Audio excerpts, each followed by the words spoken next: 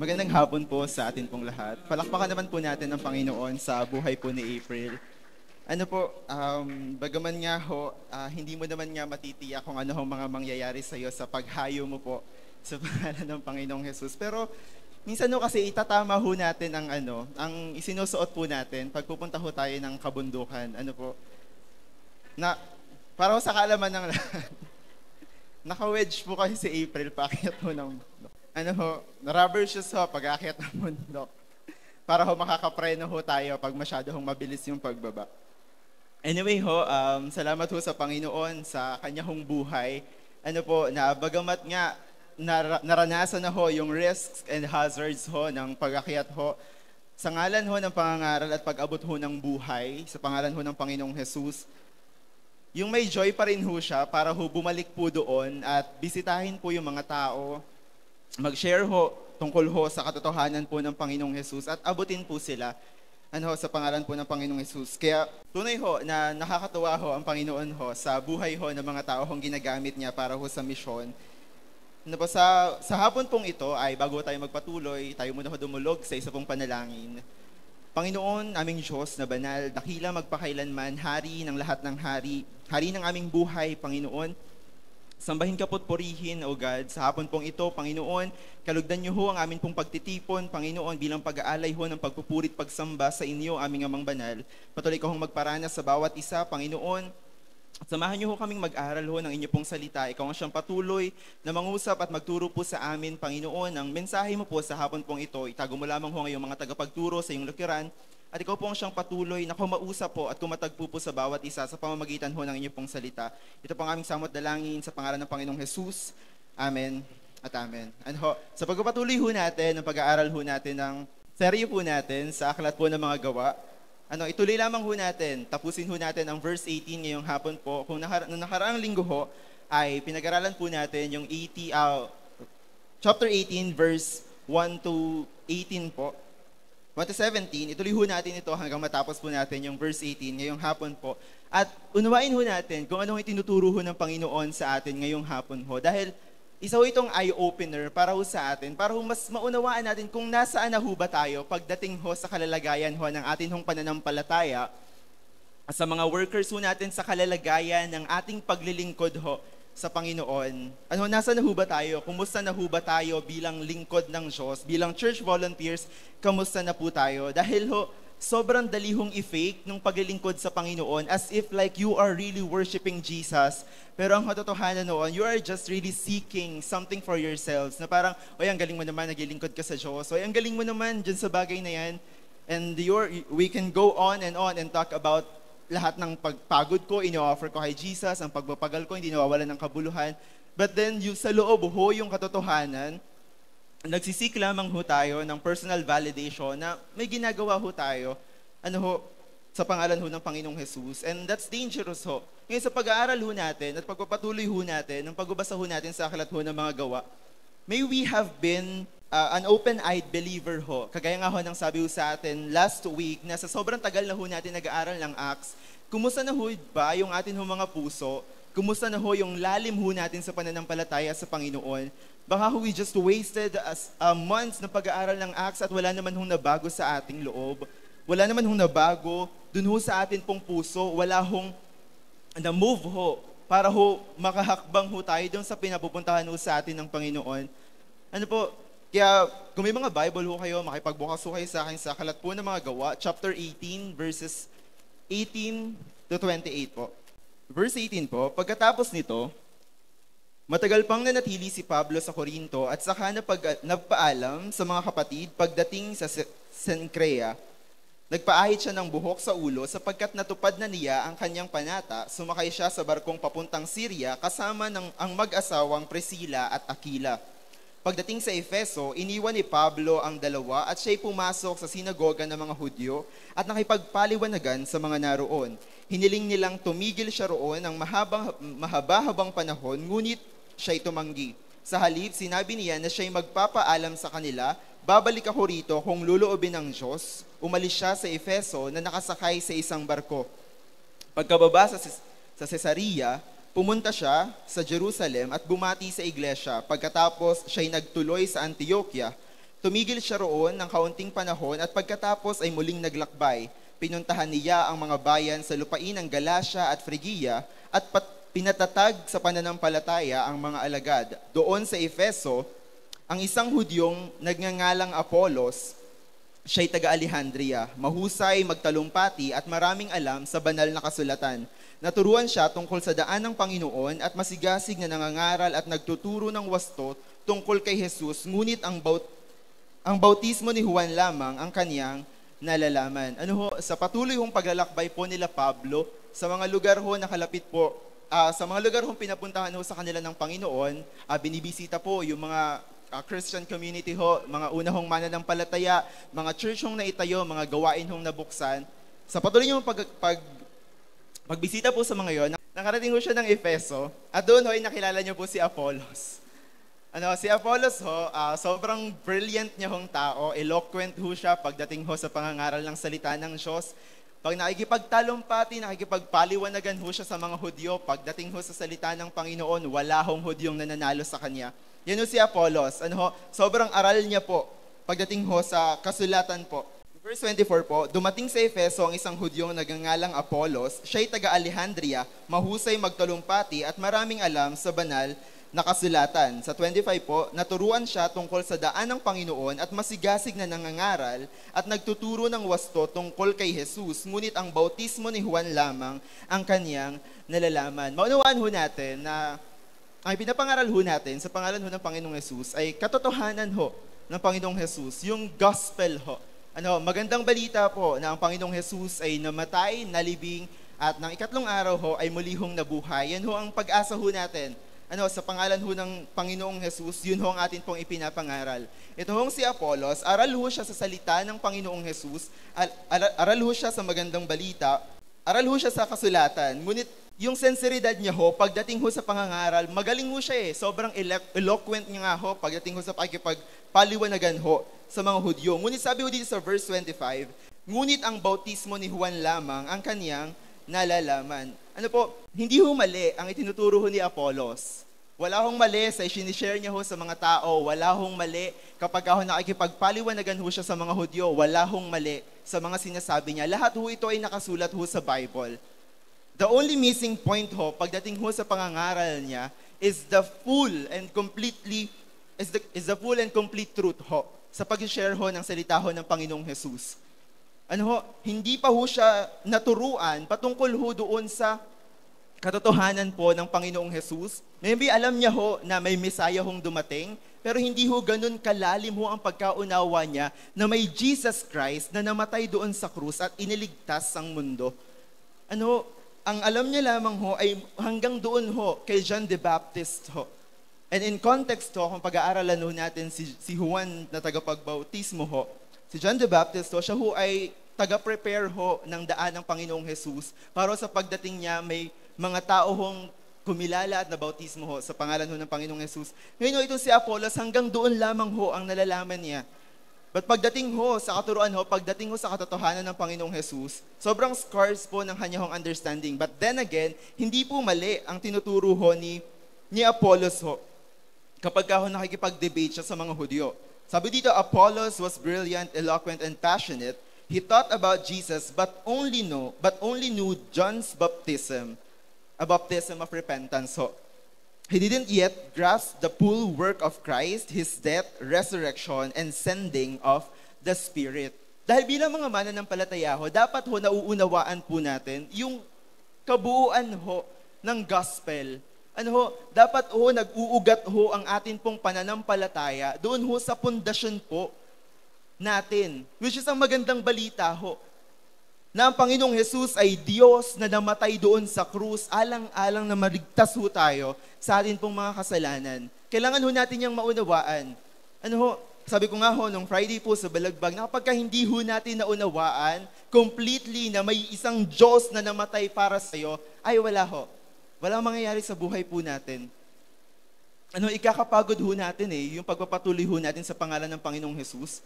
But when someone ho, pag ang isang tao ho ay kumilala ho sa Panginoong Jesus at sa paglalim ho niya ay naunawaan niya po deeply yung ginawa ho ng Panginoong Jesus doon ho sa krus ng Kalbaryo, Ano man hong pagdaanan niyang hirap, ang pag-asa niya ho ay nakaangkla po dun ho sa pag-asa po ng atin hong pananampalataya na tayo ay ligtas sa pangalan ho ng Panginoong Jesus. Na po, nasa ang misyon man ho tayo dalahin ho ng Diyos at yung katotohanan niya po ang baon ho natin, yung katotohanan niya po ang ipinapangaral ho natin, wala hong mananalo against us. There might be risk ho, physically, sa mga daraanan po natin, pero hanggat nandun ho tayo nakaugat sa pundasyon po na ang Panginoong Jesus ay namatay, inilibing at muling nabuhay, magagawa ho nating magpatuloy eh. Di ba, after camp, we understand that we are more than conquerors dahil ho sa ginawa po ng Panginoong Jesus sa krus. On our 22nd anniversary, we understand ho that we are victorious dahil ho sa ginawa ng Panginoong Jesus sa krus. And no one can ever take that away from us ho. Ngayon ho, sa atin ho bilang mga lingkod ho ng Diyos, bilang ho mga mananampalataya ho ng Diyos, are we speaking the truth of Jesus Christ? Or are we just saying, Jesus, Jesus, Jesus, and then we are really longing for self-validation? Na okay, Jesus, Jesus ako. We're showing sa maraming tao na, di ba, nag-Jesus, Jesus ako. But are we really speaking about that Jesus, who He is, at kung ano yung katotohanan ng magandang balita na ginawa niya doon sa krus? Kasi mga kapatid, pag hindi ho natin yan naunawaan ho sa atin hong buhay, sa lakbayin ho natin, hindi ho natin naunawaan yung katotohanan po na yon, there's no way ho na matatapos ho natin ang lakbayin. Dahil once ho na ang isang mananampalataya ng Panginoong Jesus ay nakaangkla ho doon sa katotohanan ng kanyang pagkamatay, pagkalibing at muling pagkabuhay, which is very evident ho sa mga salita hong binabasa ho natin o hindi ho natin binabasa. Di ba ho, nandun ho, nasa atin ho yung pag-asa. Nagigising ho tayo every morning, na nasa atin ho yung pag-asa. E ngayon kung hindi ho natin siya naunawaan, I wonder how people can continue thriving and striving para ho sa misyon, para ho sa lakbayin, nang hindi niya ho, wala ho sa puso niya, yung ganun hong katotohanan ng Panginoong Jesus. Ito ho si Apollo, sincere naman ho siya eh. Tama naman ho ang itinuturo ho niya, but sincerity is not enough. We need the full truth. Sincerity is not enough. Kailangan ho natin yung buong katotohanan ng Panginoong Jesus. And we have to speak about it. Nang totoo ho. Hindi ho show off. Hindi ho dahil magaling tayo, we speak about Jesus. Hindi ho dahil matalino tayo, we speak about Jesus. But we speak about Jesus kasi naranasan ho natin yung katotohanan po na taglay ho ng Panginoong Jesus. You can be passionate but still be incomplete in your understanding. Good intentions are not a substitute for true doctrine ho. Again ho, good intentions is not a substitute for true doctrines ho. Yung kabutihan ho sa loob ho natin, hindi niya ho mapapalitan. Yung mga mabubuti ho nating ginagawa, hindi ho yan kayang i-substitute dun ho sa katotohanan ginawa ng Panginoong Jesus. At dun ho sa mga bagay na itinuturo po natin dito. Because sometimes we talk about Jesus in vague or emotional terms, but they don't know the true gospel. As believers, we must pursue both zeal and truth ho. Bilang mga mananampalataya ho ng Diyos, di ba ho, naging mananampalataya ho tayo ng Panginoong Jesus dahil ho sa katotohanan niya.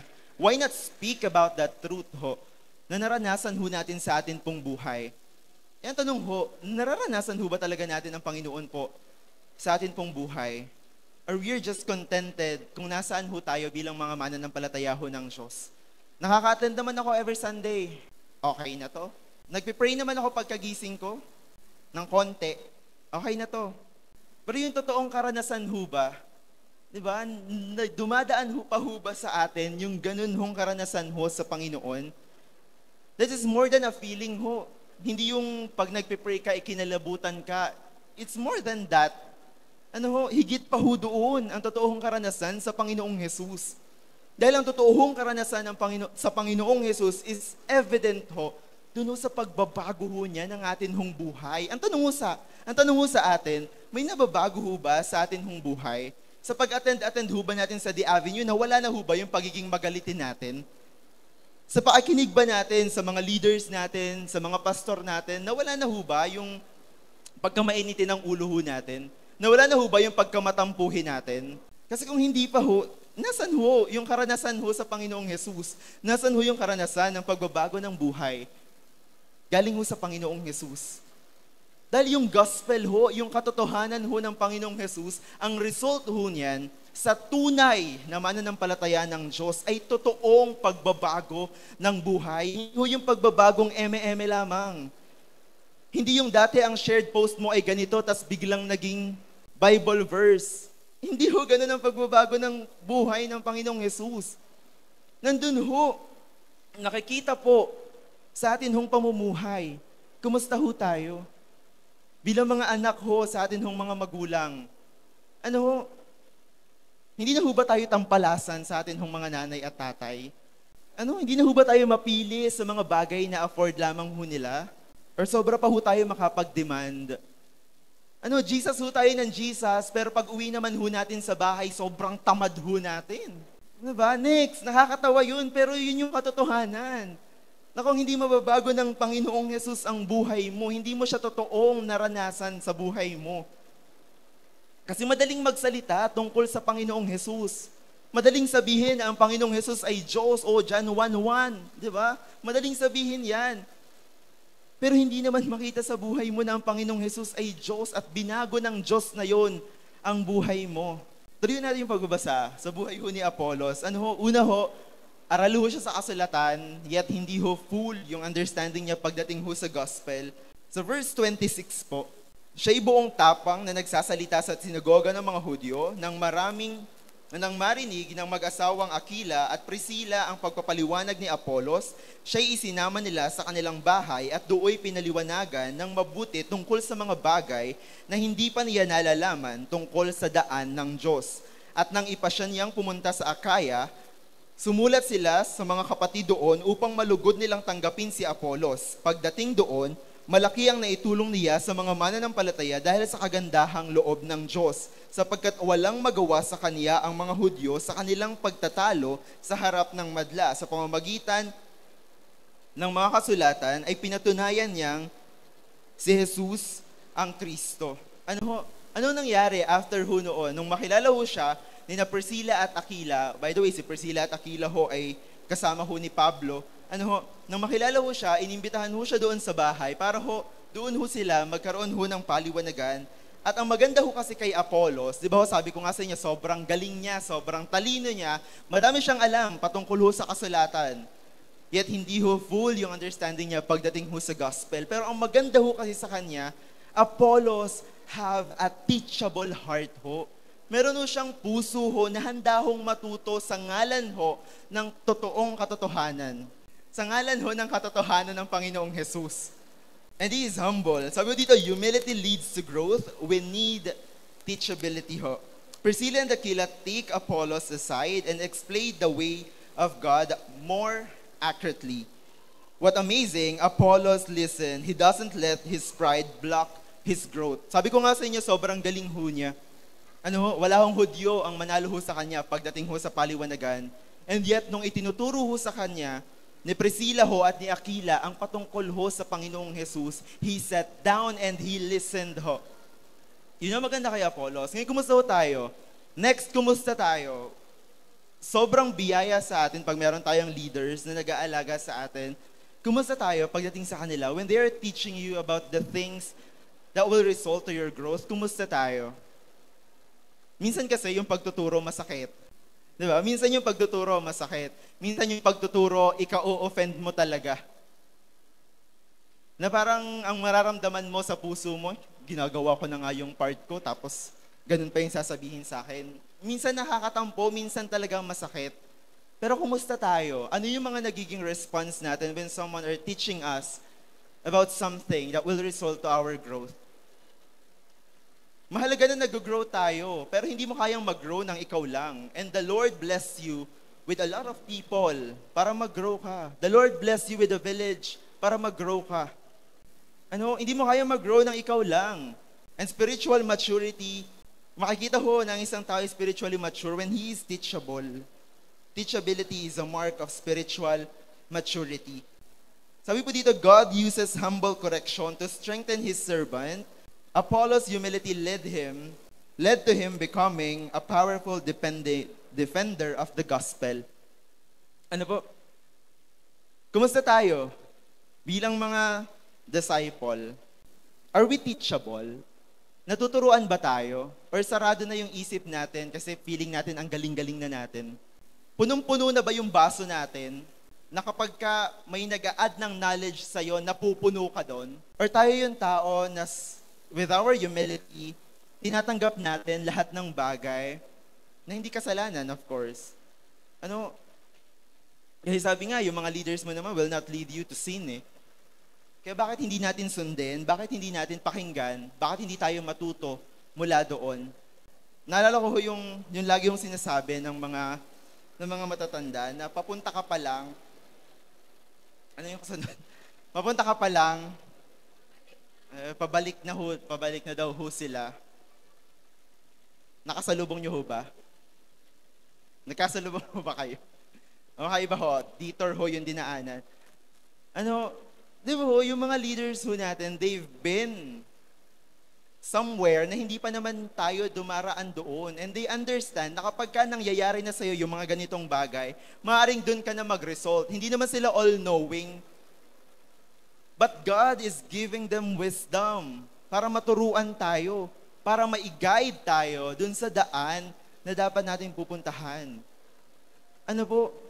Yung mga pastor ho natin, hindi ho yan pala desisyon pag nagsasabi sa inyo ng mga bagay-bagay. They only want the best for you kung saan magagamit ng Diyos ang buhay mo. Hindi pag napagsabihan ka, feel mo pinakialaman na yung buong buhay mo.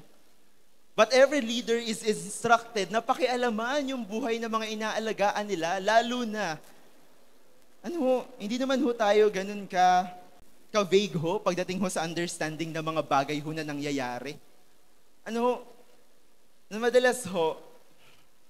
Madalas next yung mga leader niya, tamang hinala lagi. Hindi nyo mo masisi. Kasi nga sobrang corrupted ng mundo na doon kayo na-expose. And these people, given to you by God, are really doing their best with the wisdom from the Lord para hindi mo ma-absorb yung mundo at ang ma-absorb mo ay ang katotohanan ng Panginoong Jesus. No one is so good, no one is the best. Habang naglalakbay ho tayo, habang lumalakad ho tayo sa pananampalataya ho natin sa Diyos, dun ho tayo tinuturuan ho ng Panginoon. And more often than not, God is using His people. Yung mga katabi mo, minsan ginagamit niya ng Panginoon para ituro niya sa'yo yung mga gusto ng Diyos na matutunan mo. Hindi tayo kinikriticize sa mga bagay na ginagawa natin just because they want to or gusto tayong ipahiya. Kinikriticize tayo, those are constructive para sa sunod nating paglakad at pagpapatuloy sa lakbayin, maayos na yung magagawa natin. Kaya we have to be humble, we have to be teachable, and learn from the life of Apollo. Sobrang galing nito eh. Sobrang talino nito. Pero he is humble, he is teachable, at yun ho ang maganda sa kanya. And we have to adopt that kind of mindset. Hindi yung pag napuna ka ng leader mo, wala ka na next Sunday. Hindi ka na uma-attend sa sunod na life group. Mahirap yan. Hindi yung pag napuna ka ng leader mo, magtatampo ka na, tas mag-status ka sa Facebook. Feeling disappointed. Are you willing to let others correct you? Wala hong bata, wala hong matanda. Are you willing to let others correct you? Lalo na ho kung yung other naman na yon ay ka-village ho natin. Pero hindi naman yung pinagchismisan nyo ha. Hindi. Leaders. Especially next. Are you willing to let your leaders correct you? Kasi kung hindi, may problema yung puso mo. You have to be humble and teachable. We have to be like Apollos. Kasi after nun, Apollos' humility led him to becoming a powerful defender of the gospel. So verse 28 po, So 27 po, pagdating doon, malaki ang naitulong niya sa mga mananampalataya dahil sa kagandahang loob ng Diyos sapagkat walang magawa sa kanya ang mga Hudyo sa kanilang pagtatalo sa harap ng madla sa pamamagitan ng mga kasulatan ay pinatunayan niyang si Jesus ang Kristo. Ano ho? At the beginning of our readings ho, kulang ho ang understanding ni Apollos pagdating ho sa gospel. Pero after him being humble and teachable ho, ang naging effect ho noon, sabi po ho dito, dahil sa kagandahang loob ng Diyos in the life of Priscilla and Aquila ho, na tinuruan siya pagdating ho sa magandang balita, naging powerful defender pa ho siya ng gospel at ng katotohanan po ng Panginoong Jesus. If we claim sa ating sarili na tayo ay magaling, na tayo ay matalino, that we are eloquent at alam natin ang maraming bagay pagdating sa salita ng Diyos, why not use it to defend the gospel of God, to proclaim the gospel of God? Doon natin gamitin yung galing natin. And when we are scarce of something, pagdating dun sa mga bagay na akala mo magaling ka, we have to be humble, we have to be teachable, and God will use us even more. Si Apollos ho, naging great defender pa ng gospel ng Panginoong Jesus. Ano ho? Kaya the invitation of God this afternoon, sa atin next, and to everyone ho, wala hong bata, walang matanda, is for us to be humble and for us to be teachable and for us to know the truth of Jesus.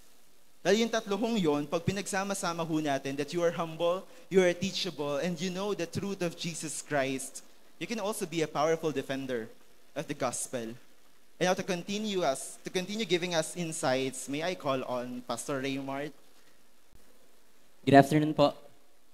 Yan. Tingnan niyo po yung katabi po ninyo. Baka po tulog na. Tapikin niyo po muna. Sabihin mo 30 minutes pa. Yan. Sabi mo 30 minutes pa.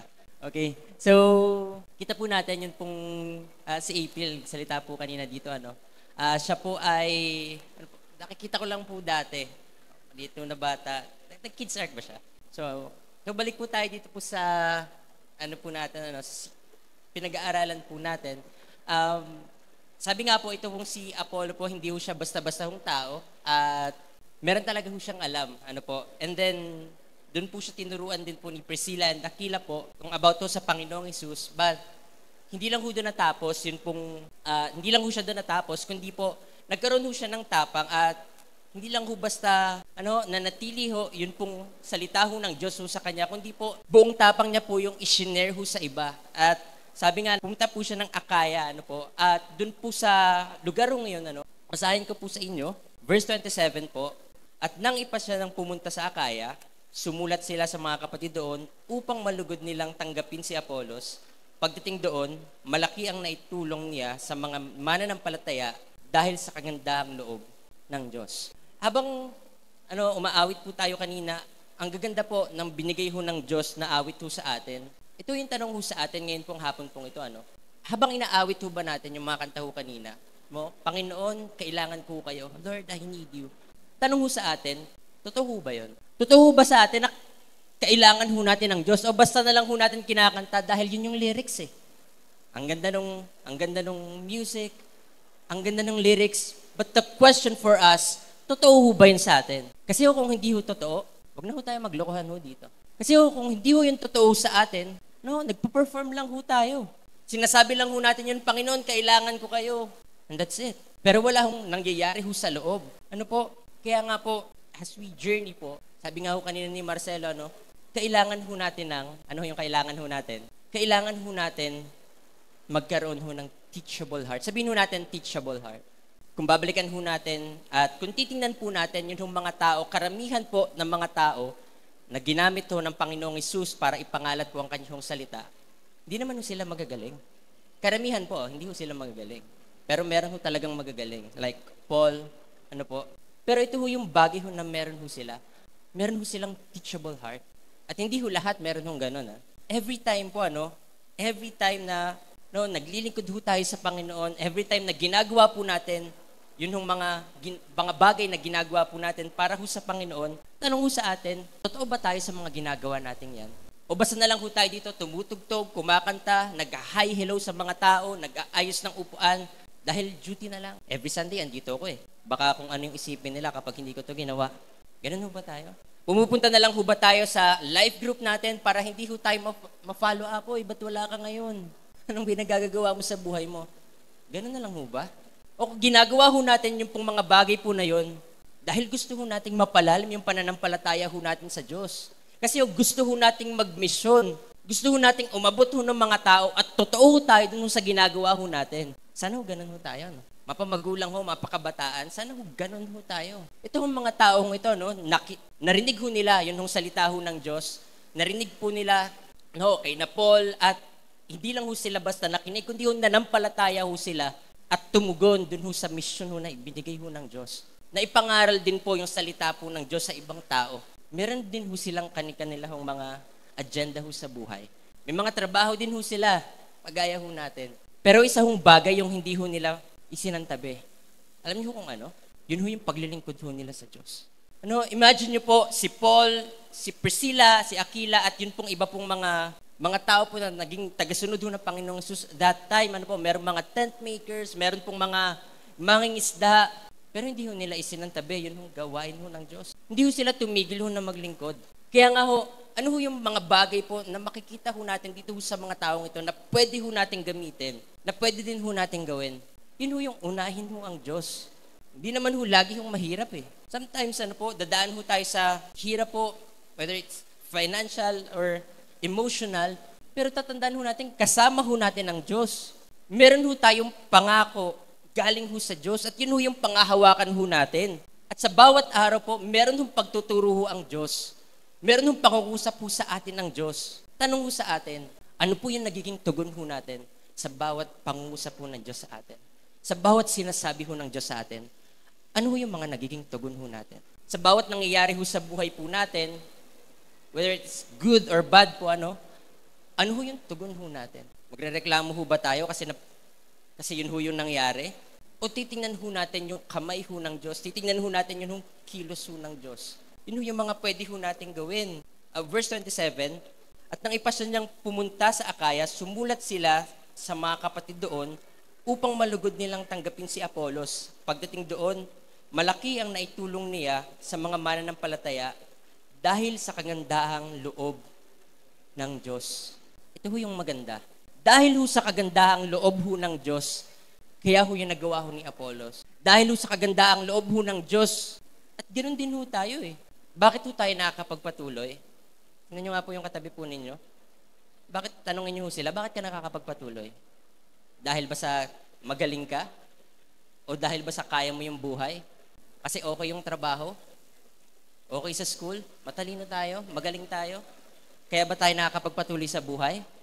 Church, tatandaan ho natin, nakakapagpatuloy ho tayo dahil ho sa kagandaang loob ho ng Diyos. Kaya ho tayo nakakatayo dito ho sa unahan, kaya ho tayo nakakapaglingkod. Hindi ho dahil magaling tayo, dahil ho sa habag at grasya ho ng Diyos. Kasi kung titingnan ho natin, kung ang basihan ho ng Diyos galing at mga mabubuti hong tao, lahat ho tayo. Hindi ho tayo pwedeng maglingkod ho sa Panginoon. Kasi meron ho tayong kanya-kanya hong mga sablay ho sa buhay. Meron ho tayong mga mali pong bagay na nagagawa po. Hindi ho tayo perfect eh. Pero dahil ho sa habag at grasya ho ng Diyos, kaya ho tayo nandito. Kaya ho natin nagagawa na tumugon sa tawag ho ng Diyos. Hindi ho dahil matapang tayo, kundi dahil pa rin ho yun sa Diyos. Diyos ho yung naglagay ho nun sa loob ho natin. Diyos ho ang naglagay ho nun sa puso ho natin.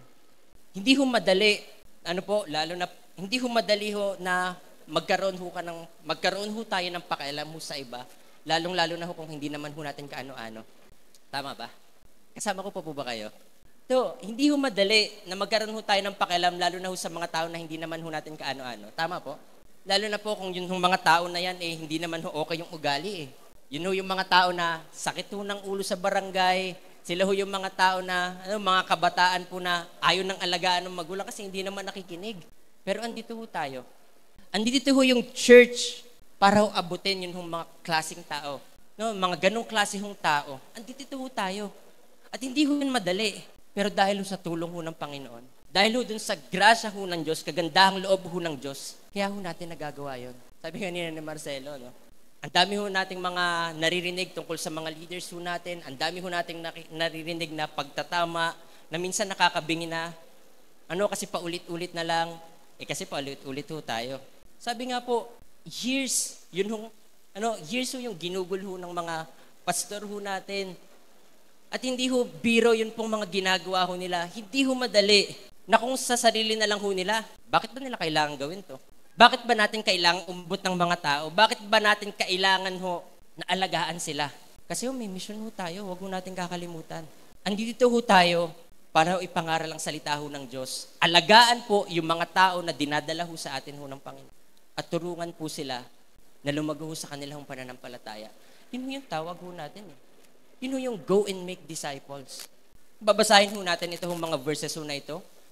Ito yung mga tao na ginamit ho ng Panginoon na hindi ho nakabase dun ho sa galing ho nila. Kundi ho nag-ooperate ho sila dun ho sa kagandahang loob ho ng Diyos. At ganun din ho tayo dito. Yun ho, ito ho yung tanong ho sa atin. Ito yung tanong ho sa bawat isa ho, yun ho magiging tugon ho natin. Kapag dumating ho yung time na meron hong tawag ho ang Diyos. Kapag sinabi ho ng Panginoon, anak, gawin mo tong bagay na to. Kasi hindi lang naman ho tayo lagi ho nakaupo lang ho dyan at makikinig ho ng mga preaching. Darating ho yung time, gagamitin ho tayo ng Diyos. Ang tanong ho sa atin, willing ho ba tayo? Itong sina Apollo, willing ho sila eh. Handa ho silang ibigay yung buhay ho nila para ho maipangaral ang salita ho ng Diyos. Tanong ho sa atin, meron din ho bang ganun sa puso ho natin? O andito lang ho tayo kasi wala eh. Andito yung nanay at tatay ko. Wala eh. Andito yung mga kaibigan ko eh. Kailangan kong gawin to. Kailangan kong sumama dito kasi kapag mahirap mag-isa. Sana hindi ho tayo ganun. Usahin ko lang po sa inyo yung quotation. Allow me to read this po. It takes courage to care. Only the brave believe, especially when everyone is full of doubt. They will laugh at you. Losers have always gotten together in little groups and talked about winners. No, sa buhay ho natin, hindi ho natin may iwasan po na meron ho talagang mga tao na marami hong masasabi ho tungkol ho sa atin. Marami hong masasabi ho tungkol ho sa mga mali ho nilang nakikita. And sometimes po, gumagawa ho sila ng, union ho pang tawag doon. Gumagawa ho sila ng union po para ho pag-usapan po kung ano ho yung sa tingin ho nila na mali ho na nangyayari. At bilang HR po, yun ho yung mga nagiging problema po dun sa organization. But, we're bridging the gap po in aid of the organization po, para ho maging maayos. At sabi nga, hindi lang ho dun sa company, hindi lang ho dun nangyayari yung mga bagay ho na yun. Kahit saan ho tayo magpunta, meron ho mga ganyan. Hinahanap po kung ano po yung mga kulang ho dun sa tao. Hinahanap po yung pong mga lagi hong naninili po ng mali. Sometimes kahit po dito eh. Ito nyo yung nangyari, Acts 18, marami hong tao, nagsasabi ho dun sa mga, kay na Paul, kay na Silas, kay na Apollos po, kay na Priscilla and Aquila, marami hong tao nagsasabi ho ng kung ano-ano ho sa kanila. Pero hindi ho sila natigilan. Kasi alam ho nila yung tawag ho nila. Pero sabi nga po, hindi ho natin may iwasan yan ng mga ganyang klase yung tao. Ilan ho dito sa atin, na kapag nakatanggap ho tayo ng pagtatama, ina-accept ho yun at nagpapatuloy sa Panginoon. Ilan ho sa atin, na kapag sinabihan ho tayo ng mga bagay po na kailangan ho nating malaman, tatanggapin ho natin. O ilan ho dito sa atin, na kapag ikinorek ho tayo, gagawin ho natin magre-rebelde ho tayo. Kaya nga ho, this time po, we are journeying, tanong ho sa atin, Panginoong Jesus pa ho ba yung sentro ng bawat ginagawa ho natin? Panginoong Jesus pa rin ho ba yung sentro po ng buhay ho natin? Kasi ho kung hindi na, delikado ho tayo. Nakakatakot ho yan. Kasi ho, kahit gaano ho kaganda, yun ho mga nangyayari ho sa buhay ho natin, kahit gaano pa ho kaganda yung pinapakita ho ng Diyos sa buhay ho natin, kapag mali ho yung puso, dilim pa rin ho yan. Pangit pa rin yung nakikita natin, mali pa rin yung nakikita natin. At even po yung pagtatama ho sa atin, tingin ho natin, kinakawawa tayo. Kaya nga ito yung tanong eh. totoo pa po ba tayo sa mga ginagawa ho natin para ho sa Panginoon? Totoo pa ho ba tayo sa mga ginagawa ho natin at reason bakit ho tayo pumupunta ho dito? Si Jesus pa rin ho ba? Sabi ho ni Marcelo ho kanina, ang dali lamang pong ipakita na busy ho tayo sa church. Ang dali hong ipakita ho sa mga tao na okay ho tayo, na marami ho tayong ginagawa, pero sa loob ho natin, hindi naman talaga natin yung ginagawa para sa Panginoon eh. Ginagawa lang ho natin yun para ho hindi ho tayo mapunan ng mga tao na ano ba yung ginagawa ng taong yan? Kaya ho sa pagtanggap ho natin ng salita ho ng Diyos, kailangan ho natin ng tamang puso. Pag ang Diyos ho nag-correct, madalas ho masakit. Kasi ho gusto ho ng Diyos na mas maging kagamit-gamit ho tayo. Pero ho, kung yun ho, bawat ho pagkakorek ho sa atin, minamasama ho natin, problema ho tayo sa puso. Wala hong pakialam ho ang Diyos kung magaling ka. Wala hong pakialam ho ang Diyos kung gaano ho karami yun hong ginagawa ho natin dito sa loob. Tanong ho, nakakonekta pa ho ba tayo sa Diyos? Yun hong bawat ho bang ginagawa po natin para pa rin ho sa Panginoon or hindi na? Sino kasi ang yabang ho natin eh. Ang yabang ho natin. No? Pag nawala ako dyan, di na yan tutuloy. Yun ho kasi yung madalas yung naiisip ho natin eh. Kala ho natin sa sarili ho natin, ang galing-galing ho natin. Na hindi ho tutuloy yung gawain kapag wala ho tayo. Kala ho kasi natin minsan, kailangan ng Diyos yun hong paglilingkod natin. Pero sa totoo lang, hindi. Ang Diyos ay mananatiling Diyos kahit hindi ho tayo naglilingkod sa Kanya. Tandaan ho natin yan. Hindi ka kailangan ng Diyos. Tayo ho ang may kailangan ho sa Diyos. Tayong taong na makasalanan, na pinag-alayan ho ng buhay, na kaya ho tayo naglilingkod dahil pasasalamat ho natin sa Panginoong Hesus dahil ho sa ginawa ho niya sa krus. So tingin ho natin, yun hong bawat pagtuturo ho natin, yun hong bawat pagtuturo ho sa atin ho ng mga pastor, ng mga leaders ho natin, tingin ho natin hindi ho tayo lumalago dito ho sa church na to. You're free to go. Pwede kang umalis. Tutuloy ang gawain kahit wala ka. Oh, kakailangan ng Diyos. Tayo hong may kailangan ho sa Diyos. Lumalakad ho tayo dahil ho sa kagandaang loob ho ng Diyos, hindi ho dahil sa galing ho natin. Kahit ikaw pa ho yung may pinakamarami hong naiambag, kahit ikaw pa ho yung may pinakamarami hong nagagawa dito, kung hindi mo ho yan ginagawa para ho sa Panginoon, does it make sense? Kaya ngayon nung hapon, ano po, alalahanin ho natin kung bakit ho tayo nandito. Alalahanin ho natin kung bakit ho tayo nakakapagpatuloy. Hindi ho dahil sa galing ho natin, kundi dahil ho sa kagandaang loob ho ng Diyos. Bakit ho tayo nakakatugon sa mga tawag ho ng Diyos? Bakit ho tayo nakapagsabi ho sa Panginoon, Panginoon, tutuloy ho ako, tutugon ho ako sa mga bagay po na pinapagawa ho ninyo. It is because the grace of God. Dahil ho sa kagandaang loob ho ng Diyos. Salamat ho sa Panginoon. Dahil this year po, magkakasama pa rin ho tayo. Sama-sama ho na naglalakbay ho para ho sa iisang misyon na ipakilala ho ang Panginoong Hesus. Umabot ho ng mga tao. Tulungan ho sila sa kanilang pananampalataya. Yun naman ho yung kailangan ho natin gawin eh. Yun ho yung mission eh. Sana ho, yun pa rin ho yung laman ho ng puso ho natin sa mga orasong ito. Kahit gaano pa ho tayo katagal. Kahit sabihin na ho natin na ilang years na ho tayo nakakilala ho sa Panginoon. Sana ho ngayon ho, yun pa rin po yung dahilan. Panginoong Hesus pa rin ho ang dahilan kung bakit ho natin ginagawa yun, mga bagay ho na yan. Tayo pong lahat ito mayo. Sa mga oras pong ito, muli po tayong umawit ho sa Panginoon. This time po, huwag ho muna nating intindihin yung atin mga katabi. Awitan ho natin ang Panginoon. Panginoon, kailangan ko ho kayo. Kung sa mga oras na ito, Panginoon, mali na yung puso ko, Panginoon, kailangan ko ho kayo. Kung sa mga oras na ito, Panginoon, yun ang mga bagay po na ginagawa ko, hindi na ho ninyo kalooban, kailangan ko ho kayo. Sa mga oras pong ito, yun yung pananampalataya ho natin sa Panginoon, aandap-andap na. Sabihin ho natin sa Panginoon, kailangan ko kayo. Every hour, no, every day of my life, Panginoon, kailangan ko kayo. Tayo pong umawit sa Panginoon.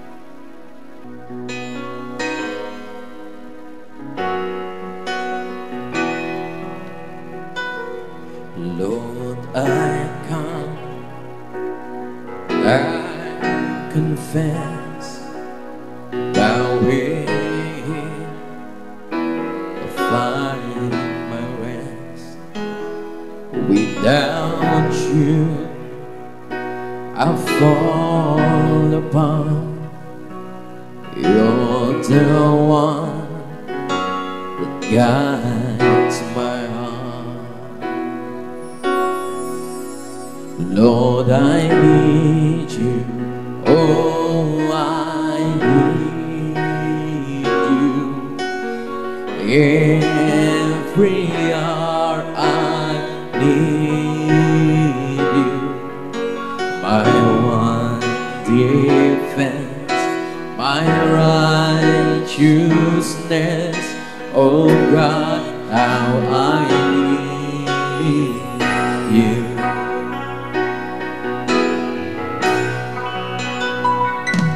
Where sin runs deep, your grace is more. Where grace is found is where you are. And where you are, Lord, I am free. Holiness is Christ in me.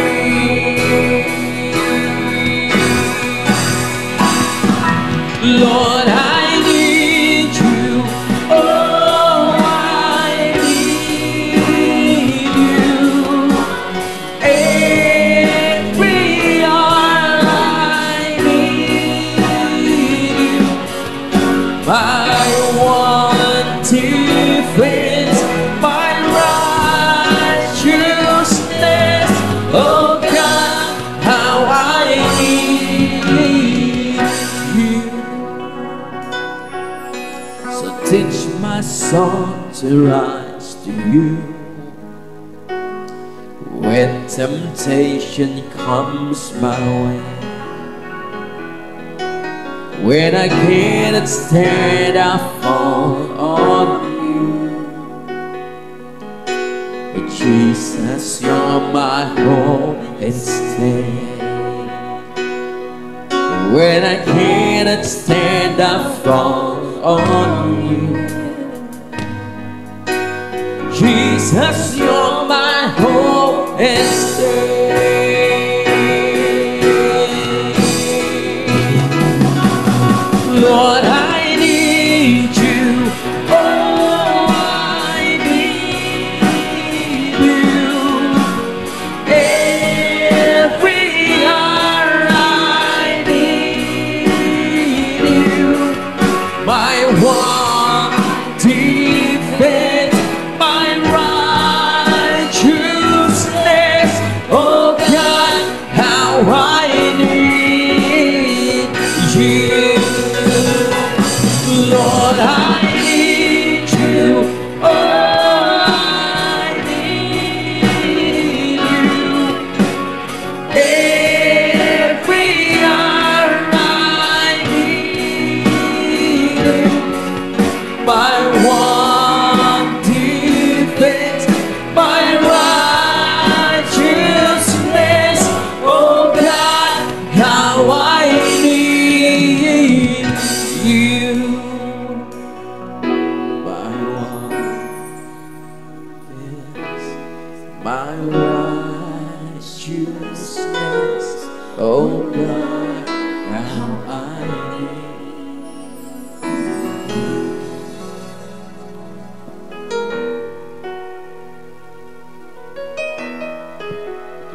Tayo po lumapit sa Panginoon.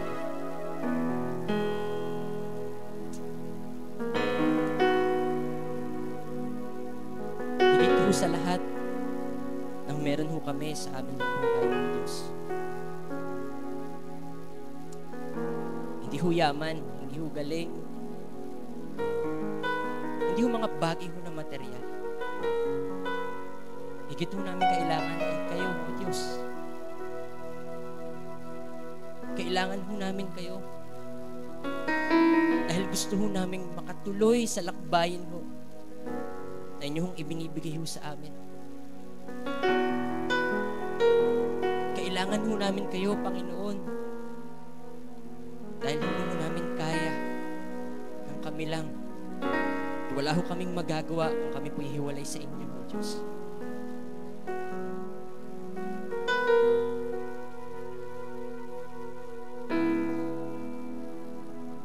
Salamat ho, Panginoon, sa inyong salita, sa inyong mensahe ngayong hapon ito. Panginoon, inirirecommit ho namin hong buhay at paglilingkod ho sa inyo. Patuloy niyo pong isentro po sa inyo ang amin hong buhay. Patuloy niyo pong isentro ho sa inyo ang bawat paglilingkod ho namin. Ang makita ho namin ay kayo, Diyos. Ang kaganda ang loob ho ninyo, kaya ho kami nakakapagpatuloy sa buhay. Because of our strength, our might, our resources. But it is all because of you, Jesus. You're the center of it all. Kayo ang kailangan mo namin sa amin ng buhay. Tuloy niyo lamang po kaming bigyan po ng tapang, pangarapin at pasanin sa mga bagay na may kinalaman mo sa inyong kaharian. Sa ganun, mahirap man, O Diyos, ang amin ng pagdaanan, patuloy ho kaming titingin ho sa inyo. Ang pag-asa ho namin ay nasa inyo lamang, Panginoon. Wala ho sa iba. Wala ho sa sarili ho namin. Wala ho sa galing ho namin. Tulungan niyo lamang po kami, Panginoon, araw-araw sa amin hong buhay. Ano man po, Diyos, ang mga panalangin po ng inyong mga anak. Kayo po ang siyang tutugon ayon sa inyong kalooban. Turuan niyo po palagi ang amin hong puso na makinig ho sa inyong tinig. Turuan niyo ho kami na lagi hong sumunod ho sa inyo. Hindi niyo ine-expect, Panginoon, na maging perfect ang pagsunod ho namin sa inyo, Diyos.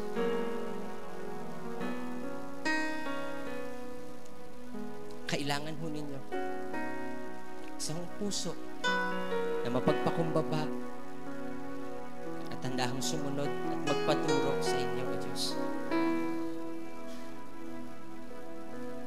Salamat ho sa orasong ito. Kayo lamang po ang amin hong itinataas ho. Wala na hong iba. Salamat ho, Panginoon. Salamat ho sa pribilehiyo, Panginoon, na kayo po ay mapaglingkuran ho namin. Salamat ho, O Diyos. Sa inyo po namin ibinabalik ang lahat ng papuri, pagsamba. In Jesus' name.